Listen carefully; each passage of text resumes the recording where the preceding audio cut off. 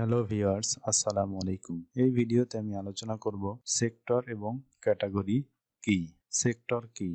আমাদের মার্কেটে একই ধরনের ব্যবসা করে এমন অনেক কোম্পানি আছে।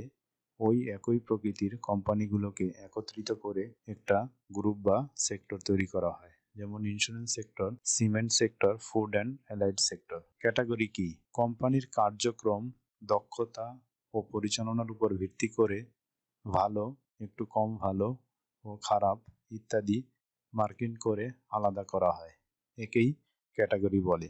আমাদের মার্কেটে 4 ক্যাটাগরির শেয়ার আছে। 1 নম্বরে এ ক্যাটাগরি। যে সকল কোম্পানি নিয়মিত general meeting, annual general meeting লভ্যাংশ 10% এর উপরে ঘোষণা করে তারা এ ক্যাটাগরির অন্তর্ভুক্ত হয়। এই ক্যাটাগরির শেয়ার ক্রয়ের একদিন পর বিক্রি করা যায়। যেমন আজ ক্রয় করলে আগামীকাল ড্রপ দিয়ে পরশুদিন বিক্রি করা যাবে, অর্থাৎ 3 কার্যদিবস লাগে। B category.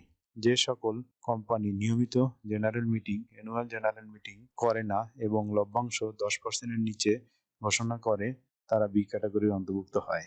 এই ক্যাটাগরি শেয়ার ক্রয়ের একদিন পর বিক্রি করা যায়। যেমন আজ ক্রয় করলে আগামীকাল ড্রপ দিয়ে পরের দিন বিক্রি করা যাবে, অর্থাৎ 3 কার্যদিবস লাগবে।